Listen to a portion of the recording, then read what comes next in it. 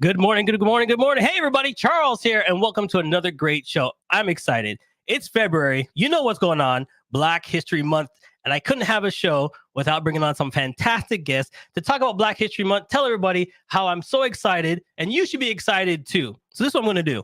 I'm going to wait, give you a few minutes, tell a friend, tell them we're on LinkedIn, YouTube, Twitter, Twitch, every platform there is. Tell a friend we are on live happening right now. And if you're listening right now, put in the comments where you're calling in from. We're going to have some Q&A afterwards. We want to make it fun for everybody. But I can't do this show without a co-host. So let's bring them on. Abby, where you at? I am here. How are you?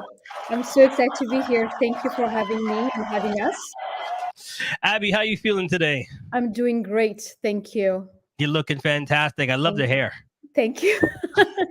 This thing? Well, maybe we can talk after the show. You know what I mean? Like, yes. I feel like I like to protect myself. My hair and my big glasses kind of like make me a little bit myself. Nah, your personality is fantastic, and everybody's is going to get to see it just now. So a little bit before we move on, tell us about you. Give us a little background about yourself. I am a Canadian for the past 33 years of my life. I've been here. I moved in from East Africa, so I'm Somalian Ethiopian. I've been here. This has been my home for the past 33 years this year. And I'm a mom. I'm a wife. I own my own business. I do makeup. I'm a stylist and just living the dream. That's what I'm talking about. So before we go on, what does February mean to you personally? February means to me that it's something that always been, since I've been to this country, that I wanted to educate everybody that Black history is not just Black history for 1 month, it's the whole year, and we're Black every day. So for me, Black History Month, just to emphasize the excellence that what Black history means to all of us. And it's not about history, it's part of everyone's history. I love the way you said that. 24/7, we Black 24/7. Well, you cannot change that. Love it. I wish we can flip, but ain't gonna happen. Hey, this is how I was gonna roll today. I love it already. All right, but listen, I'm not gonna keep anybody waiting. We got some fantastic guests in the green room, so I'm gonna pop them on, leave it up to you, and you can have some fun with them. You ready? I'm ready. Thank you. All right, let's do this. I'm gonna flip the script right time because I don't usually have a lot of gentlemen on the screen with me. So I got to bring this guy on first. I'm sorry, ladies. I know, but what I mean? Amazing. I got to bring him on first. And ladies, you're going to thank me. So let's go. Yeah. Hello. Hello. Charles, Abby, good to be here. Great. How you doing, buddy? I'm so happy you're here. You're honestly doing great. Michael, we know each other for a while. Yes. I will let you introduce yourself. Yeah. Because I think you're an amazing human. So go ahead. So again, Charles, thank you so much for having me here today. And Abby, thank you for inviting me for this conversation. My name is Michael Challenger. I was born and raised in Montreal, so I do speak a little bit of the French. But I'm residing in Toronto, and I'm the founder of a company called Optimal Living Summit, which is a health and wellness agency. The agency consists of 28 experts, and what I do is I solve problems. So I go into either corporate businesses, or if I'm dealing with somebody on one-on-one, we are there to help with mental health, occupational wellness, anything to do with really understanding people's goals and leadership. So we take care of a gamut of things, but it's just great to be here today to talk about Black History Month because it's important, and especially just to really make sure that we highlight some of these amazing leaders that we have on today. Can I say more than that? Well, let's keep it rolling. We have another special guest in the green room, and here we go. Hello, Miriam. I'm going to let you introduce yourself, and we'll start from there. Hi, Charles. Hi, Michael. Hi, Abby. Hi, everyone. Super excited to be here once again. My name is Miriam Balogun. I'm a Black entrepreneur. Grew up in Africa. Was born in the United States, but grew up in Africa. I'm the founder of Power Up Your Brand Consulting, an organization where I help brands and individuals create more visibility for their brand. What Black History Month means to me is a month where we can showcase our resilience, and it's also a month where we can we get to be able to acknowledge our African history and heritage. But as Abby said, I mean, we're Black, so we live Black every day. And as for me, someone that came to Canada from Africa, we don't specifically celebrate like a specific month, but I understand that when back here in the diaspora, we have to celebrate the history of the people that come before us and Black excellence. Okay. And my first question to all of us, it's Hold on, one more. We got another special guest popped up on the screen. She's here. So let's go. Here we go. hello, Dr. Merlin. How are you? I'm amazingly well now that I see you guys. I hope that you're feeling wonderful. We're all feeling great, and it's amazing for you to be here with us. Thank you for joining us. Thank you. I would like you to introduce yourself. Wow.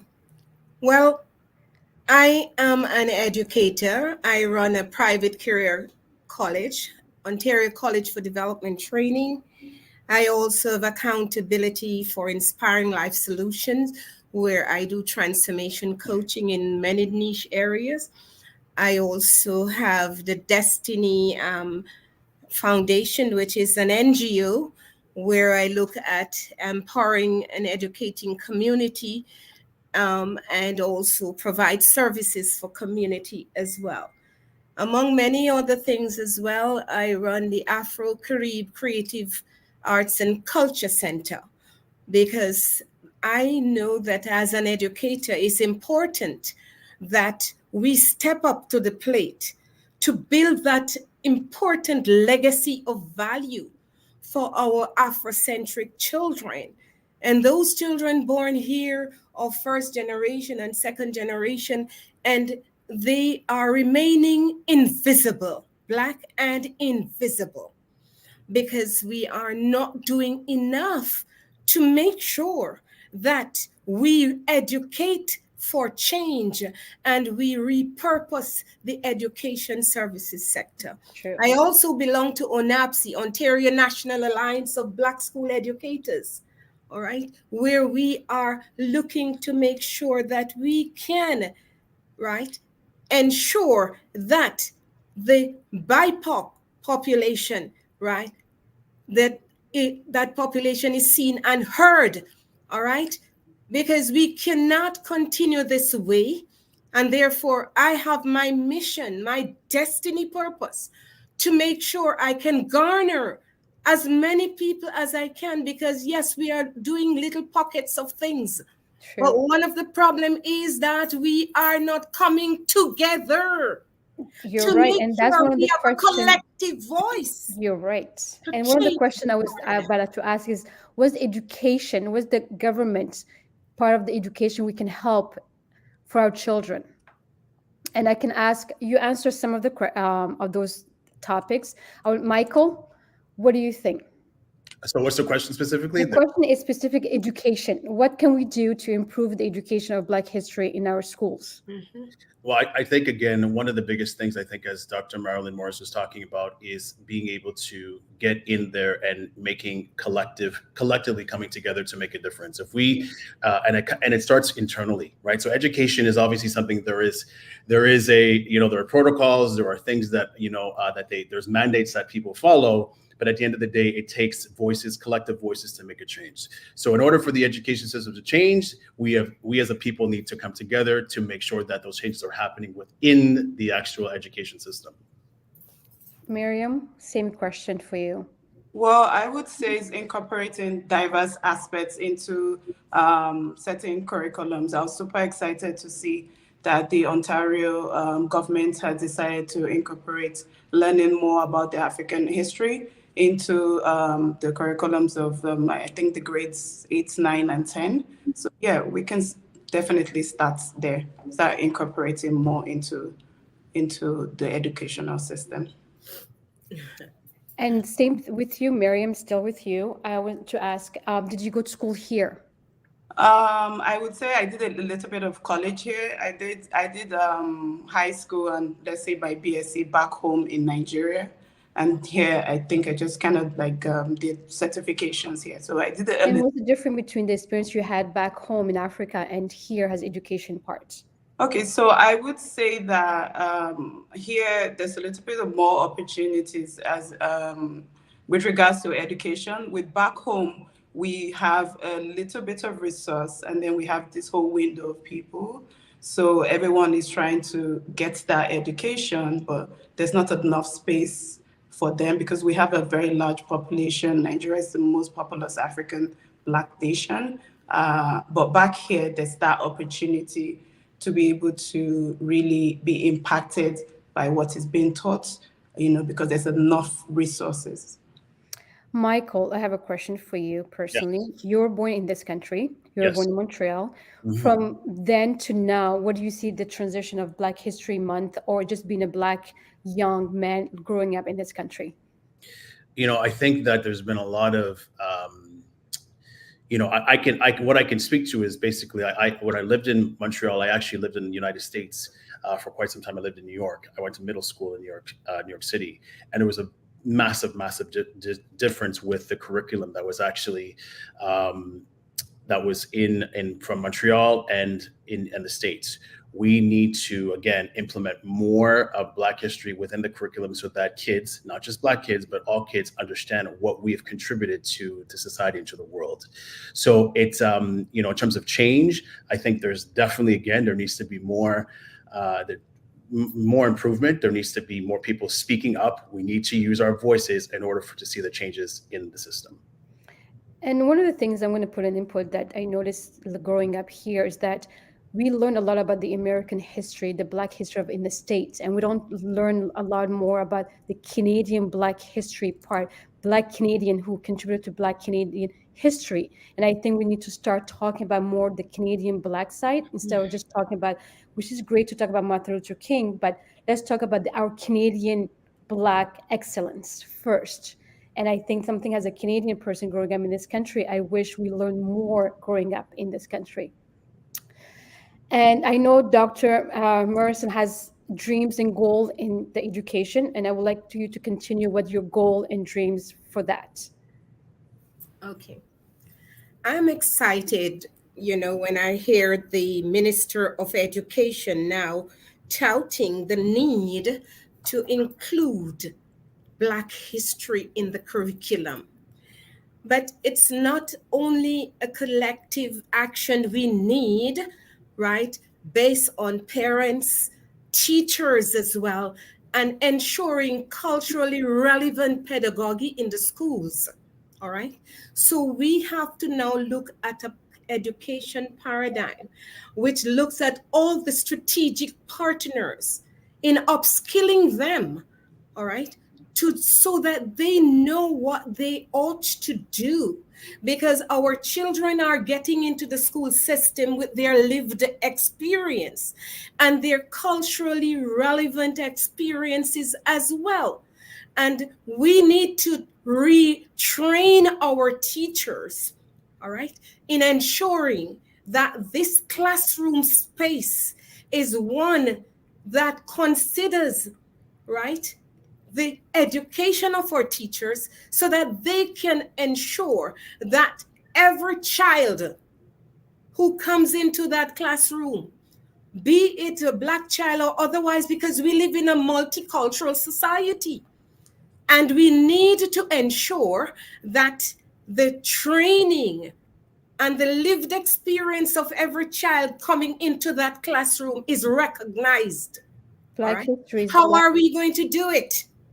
So we need to have the collective voices of all of us together, and what I call unity in diversity. All right.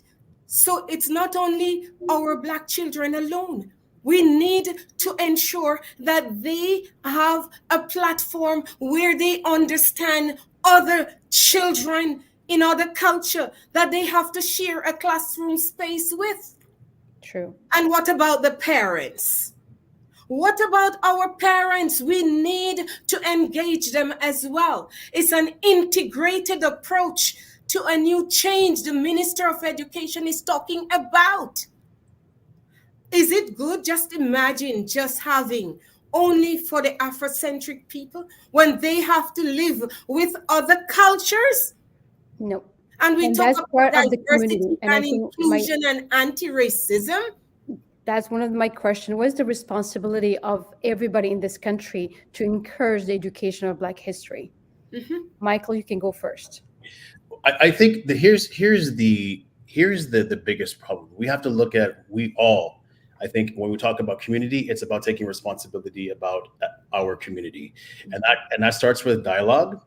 That starts with communicating with one another, understanding what the internal problems look like, so that we can actually present it to the different various communities. Because at the end of the day, if we don't communicate clearly internally, then other people will not understand. And so we have a job, and this is for me Black history, because I know that the question was, what does Black History Month mean to you? I didn't necessarily answer that question. What it means to me is it's about, we understand what we went through. We understand that there are people who have paved the way for us to have new opportunities, but it's also our job to really to create a new narrative around what Black history actually means. And so that actually takes work from our people to celebrate what Black excellence looks like. And that's what every single day it's being the example, so that more people are invited, because I invite people to see what Black excellence looks like, because I get to witness it all the time. I associate myself with Black excellence and various people, but not enough people get to see Black excellence, and that's what needs to change. And when we start to do that, then other people will follow, more systems will embrace it, so that more children and other communities can be a part of the conversation. Miriam? I would say actively amplifying, Black voices, supporting Black-owned businesses, and basically advocating for, policies that promote equality and, justice. And also, I would also say, identifying and actually highlighting and understanding, Blackness in different forms. Like, for instance, being able to understand that, Blackness is not just, we're not just, so as Africans, we're diverse. So, for instance, there are Afro-Latinas, and then there are also African Americans.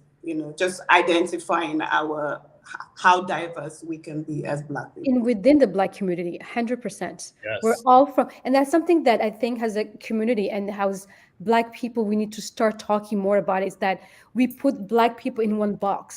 Yeah. And we're not in one box. And we're everywhere in the world. We speak different languages. We have different religion. We come in different trade. We have different skin color. And I think within our community, we need to start talking openly that my being African, East African, and where you're from, Miriam, example, we're totally different part of Africa. And I think we need to learn to teach other people, most likely, that we're not just from everyone. People say, oh, you're from Africa. We put everybody in the same box. And I think we need to teach that we have the most beautiful, diverse culture and languages and food. And I think that's start from us teaching and openly that we are beautiful, and and one of the things Michael said is inviting more people who look like us in our community and helping and paving the path for the next generation. Absolutely. And as a parent, that's one of my main things to do in life, is that I have two amazing Black boys I'm raising, and the world, they have to be ready for it. And to show the beauty of it and the ugly side of the history. I think in our society, we're trying to run away from the truth of our history. And I think we have to be truthful that if we're going somewhere, we have to talk about our history. It may not be beautiful for certain people, and it's not comfortable to speak up, but we have to.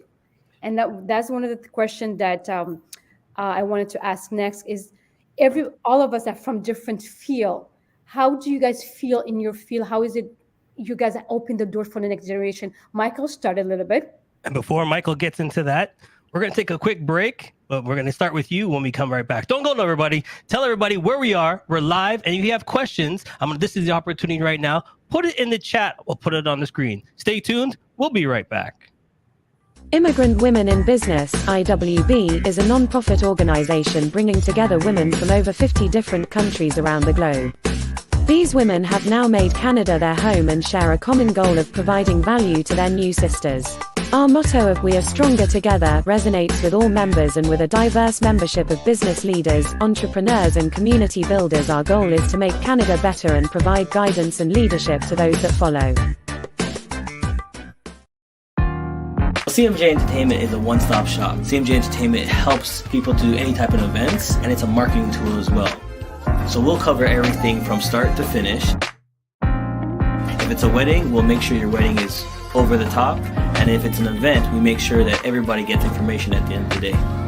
Give us a call at 416-414-8964 or online, go to cmjent.com.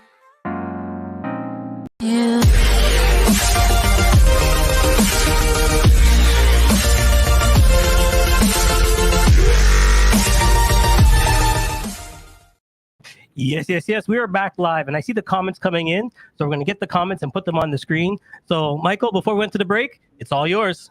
Excellent. What was the question again? I'm so sorry. That's okay.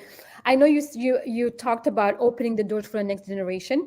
Yes. In your field, how did people or the environment welcomed you in this field? Mental health is not something that, as a Black community, we talk a lot, even though we're starting to. So I just wanted to put you in your field. How do you feel talking about mental health in Black community?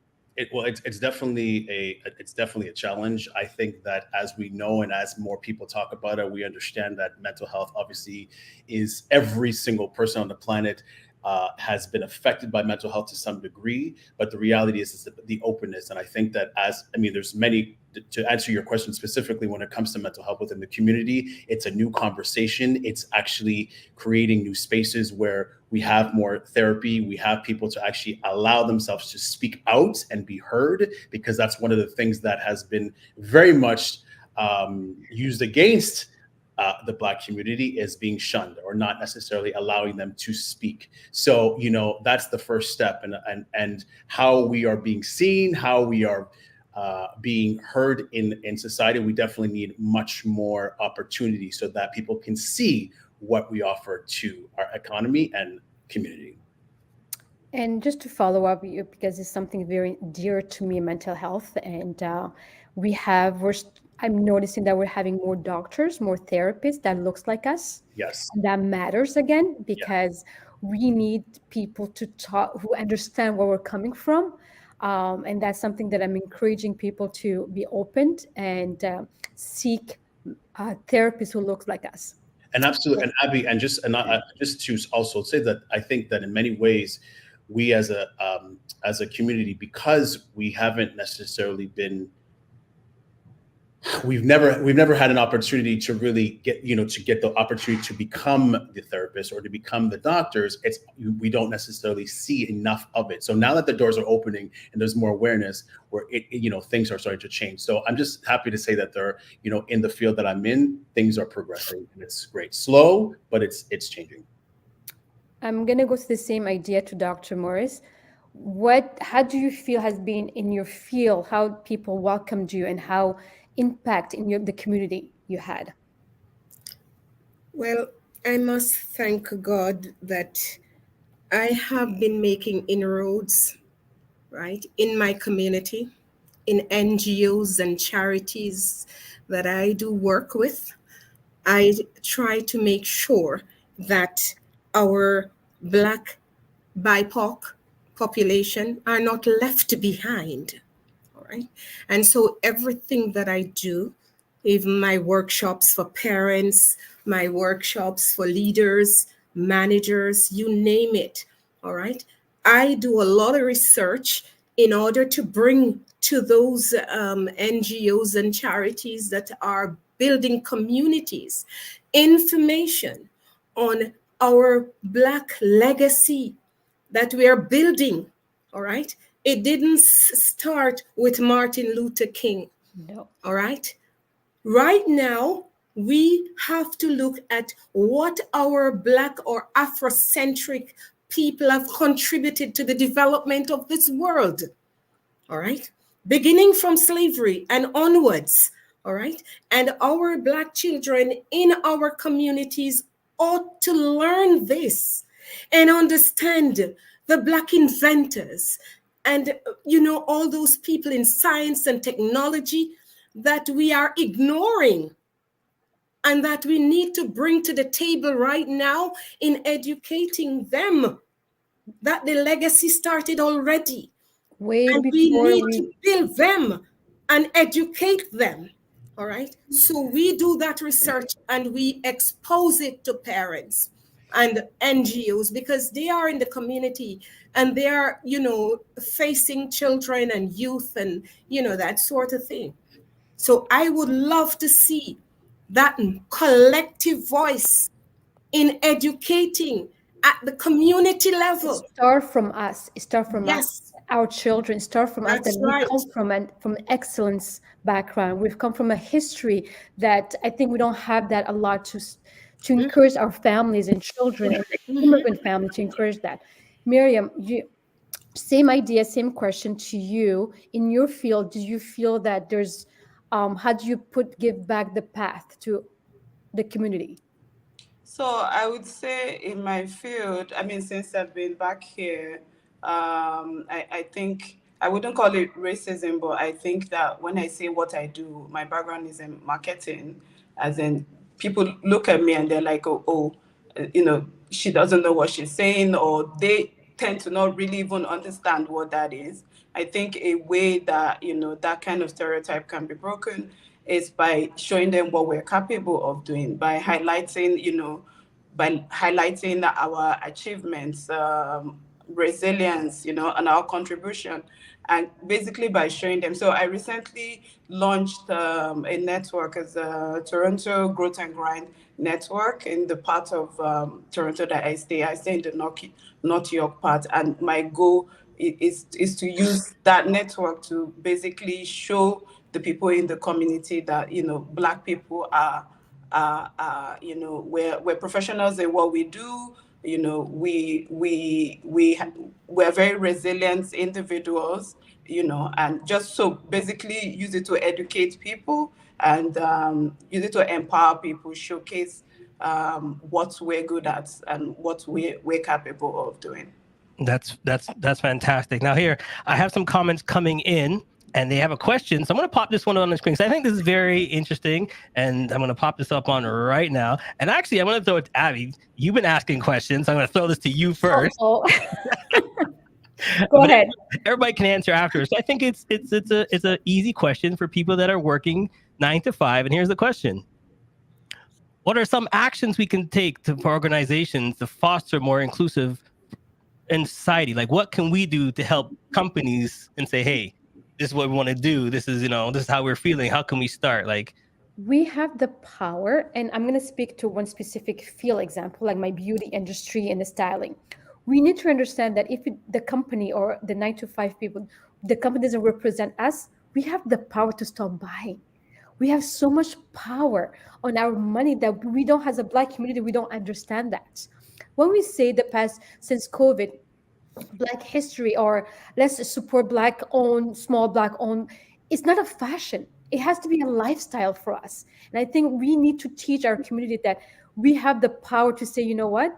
If you don't represent us, you don't hire people who look like us, you don't cultivate our people, we're going to remove ourselves, because our money is the power.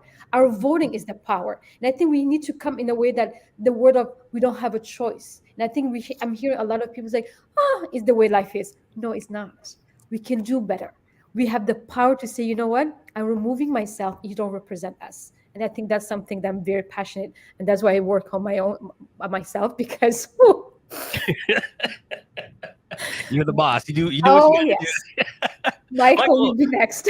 Michael, what do you think? No, I think it's about taking action. I think it's about holding some of these leaders accountable and being able to say that if you really want to see the changes within organizations, you just start hiring people that look if it's not about the mission statement, it's not about the illusion, it's about actually looking at who are the people that you're bringing to organizations and bringing more leadership in there that look different, so that if we're talking about inclusivity, it take the action to make it happen. So I think it's all about, put your money where your mouth is, right? Like that, right? Just like let's go, take the action, folks.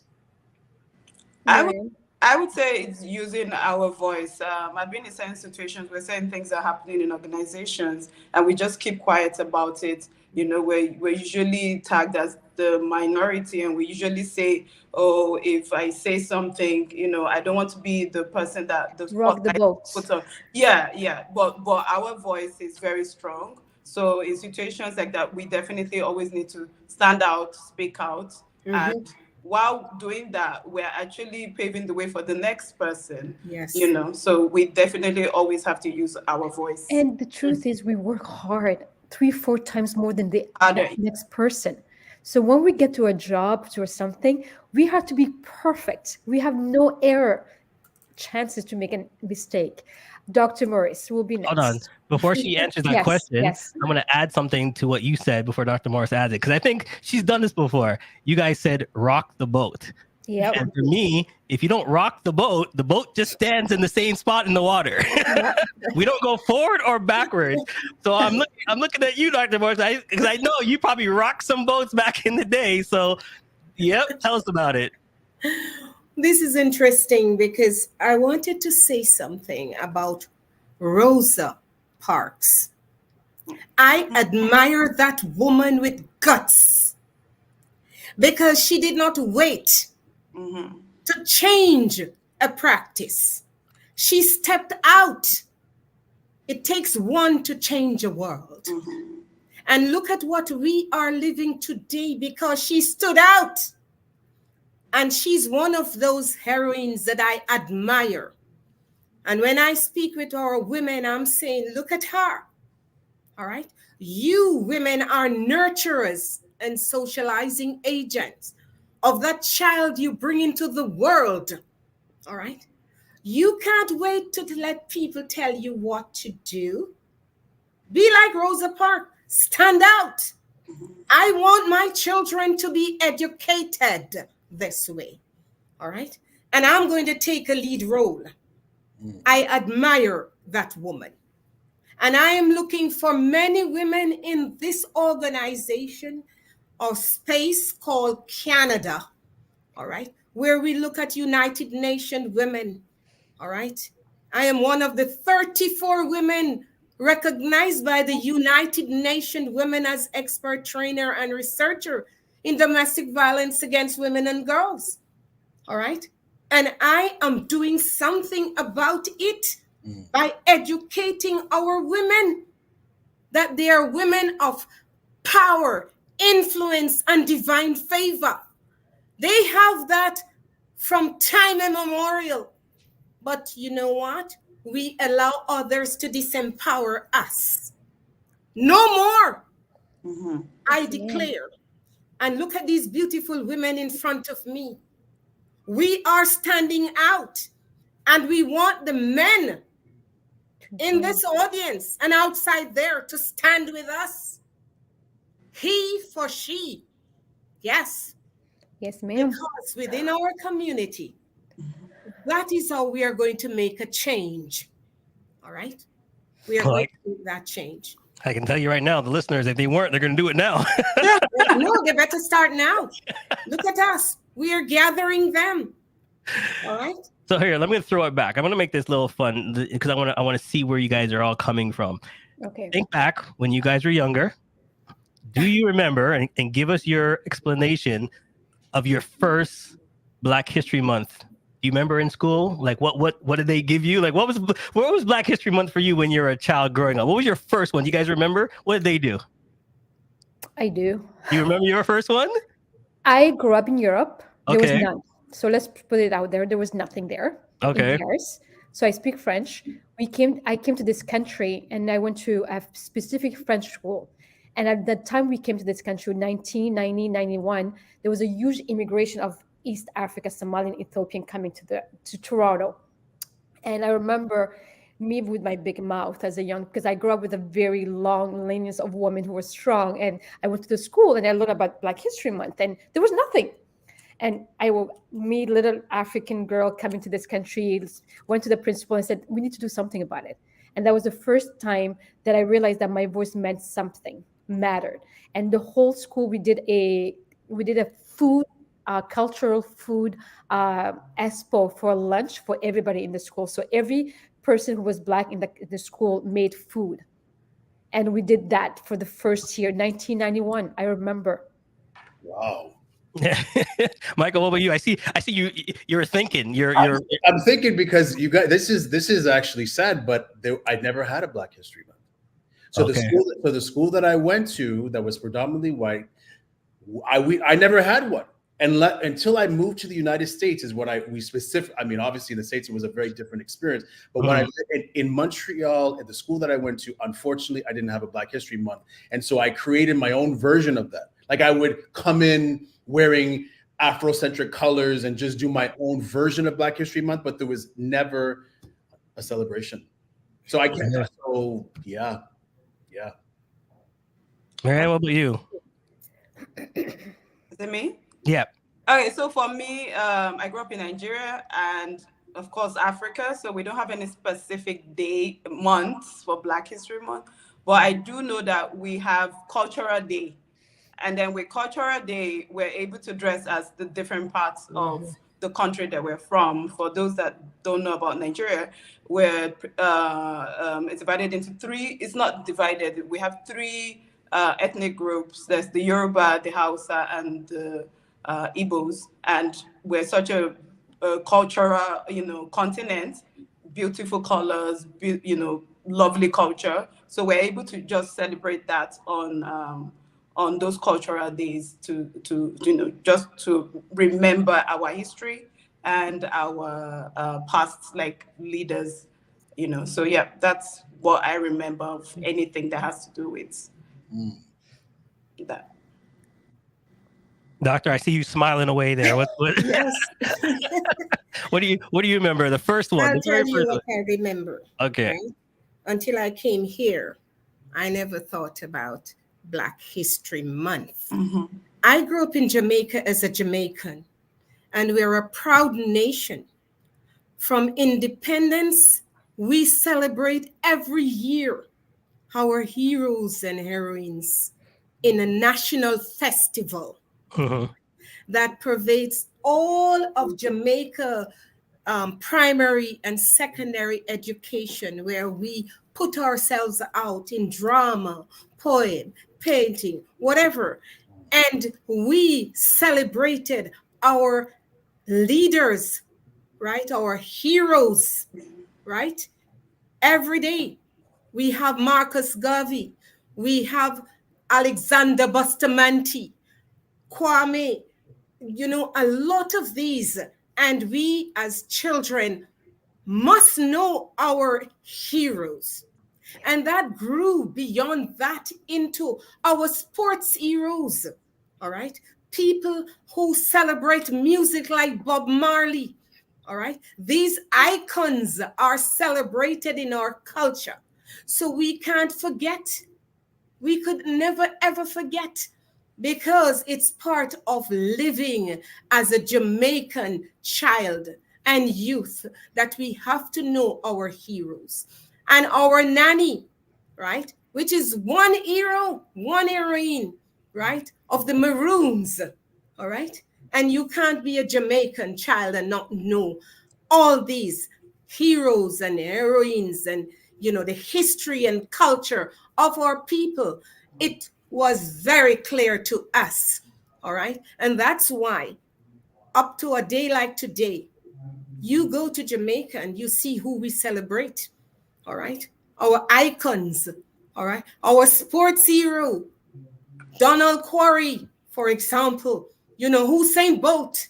All right. Not to mention the music, our dearly beloved Bob Marley, that icon. So we celebrate our Black heroes and heroines all the time.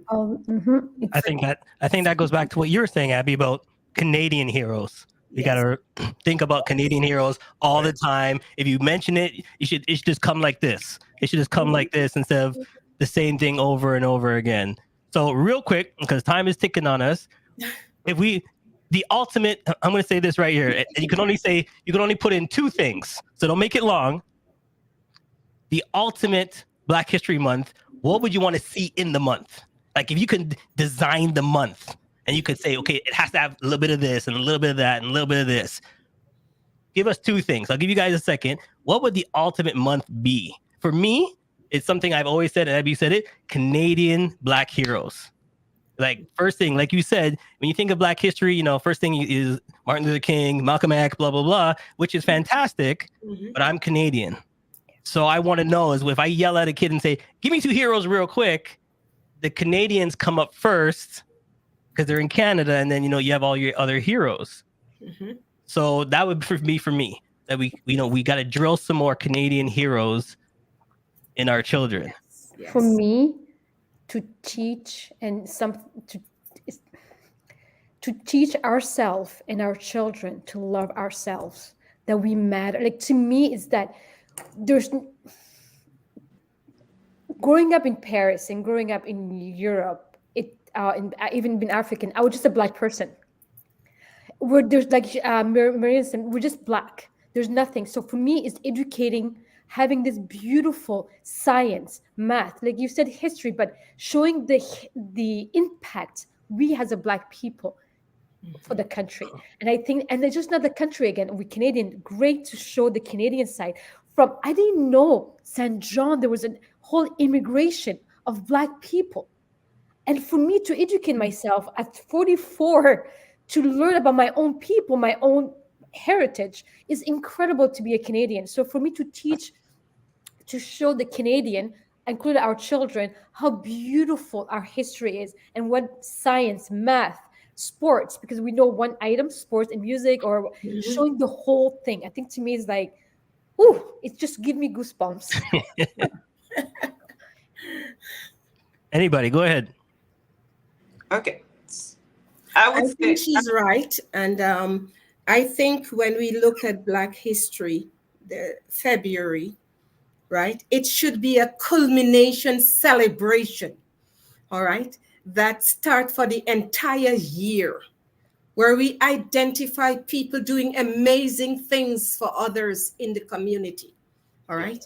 And then we celebrate this, right, in the month of February, where we culminate with awards, right? That we have been tracking our children and youth and communities, what they are doing, so that we mark this month of February with the final celebration, right? Where we give awards and identify community development leaders that are making a change.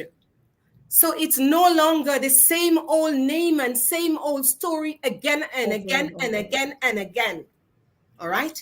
We need to change this celebratory month. 100%.